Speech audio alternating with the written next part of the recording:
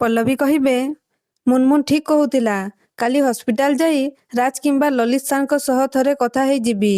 ପୁଣି କହିବେ, ନାଇଁ ନାଇଁ, ଡାଇରେକ୍ଟ କଥା ହେଇଯିବା ଠିକ୍ ହବନି। ବରଂ ଫୋନରେ କଥା ହେଇଯିବା ଭଲ ହେବ। ଆରେ ରାତି 10ଟା ବାଜିଗଲାଣି। ଏତେ ରାତିରେ କଲ୍ କରିବା କ'ଣ ଠିକ୍ ହେବ?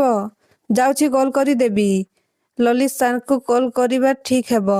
ଆଉ କଲ୍ କରି କହିବେ, hello sir, I M so sorry. ମୁଁ ଆପଣଙ୍କୁ ଏତେ ରାତିରେ କଲ୍ କରିଥିବାରୁ। ଆଉ ଏପଟେ ପଲ୍ଲବୀଙ୍କ କଥା ଶୁଣି ଆଦର୍ଶ ପୁରା ଆଶ୍ଚର୍ଯ୍ୟ ହେଇଯିବେ। ପୁଣି ପଲ୍ଲବୀ କହିବେ, ହ୍ୟାଲୋ ସାର୍, ଆପଣ କିଛି କହୁନାହାନ୍ତି କ'ଣ ପାଇଁ? ହ୍ୟାଲୋ ହ୍ୟାଲୋ ସାର୍, ଆପଣ କିଛି କହୁନାହାନ୍ତି କ'ଣ ପାଇଁ? ହ୍ୟାଲୋ ସାର୍, ପ୍ଲିଜ୍ ଆପଣ କିଛି କୁହନ୍ତୁ। ସାର୍ ମୁଁ ଜାଣିଛି, ମୁଁ ଭୁଲ ଥିଲି। Hello hello sir. ଏହାପରେ ଆଦର୍ଶ କହିବେ, ପଲ୍ଲବୀ। ତାପରେ ପୁଣି ପଲ୍ଲବୀ କହିବେ, ହ୍ୟାଲୋ ସାର୍, ଆପଣଙ୍କ କଥା ମୋତେ କ୍ଲିୟରଲି ଶୁଭାଯାଉନି। Hello sir. ତାପରେ ପୁଣି ଆଦର୍ଶ କହିବେ, ପଲ୍ଲବୀ। ଏହା ଶୁଣି ପଲ୍ଲବୀ ପୁରା ଆଶ୍ଚର୍ଯ୍ୟ ହେଇଯିବେ। ଆଉ କଲ୍ କାଟିଦେବେ। ତାପରେ ଆଦର୍ଶ କହିବେ, ମୁଁ କହୁଛି ପଲ୍ଲବୀ। ହ୍ୟାଲୋ କହି ଫୋନ୍ କାଟିଦେବେ।